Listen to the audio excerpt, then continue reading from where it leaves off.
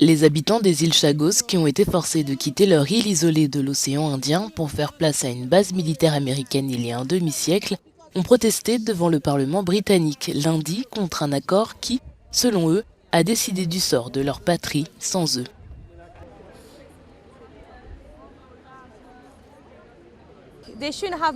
Ils n'auraient pas dû conclure cet accord sans nous demander ce que nous voulions. Nous avons sûrement notre mot à dire, nous devrions avoir notre mot à dire.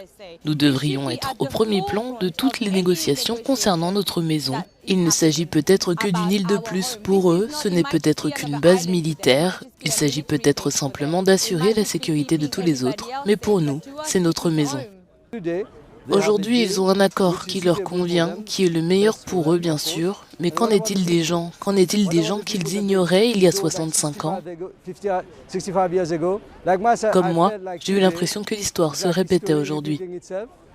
Le gouvernement britannique a annoncé la semaine dernière qu'il cédait les îles Chagos à l'île Maurice dans le cadre d'un accord qui prévoit le maintien de la base navale et de bombardement américaine sur l'une des îles, Diego Garcia. L'accord a laissé les résidents déplacés dans l'incertitude quant à la possibilité de rentrer chez eux.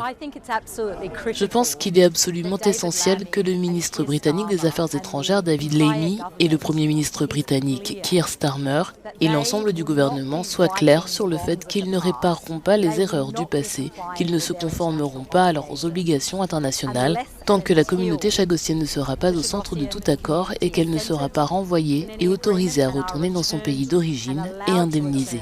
La Grande-Bretagne a expulsé jusqu'à 2000 personnes des îles Chagos dans les années 1960 et 1970 afin que l'armée américaine puisse construire la base de Diego Garcia. De nombreux habitants de l'île se sont réinstallés en Grande-Bretagne et se sont battus en vain devant les tribunaux britanniques pour rentrer chez eux.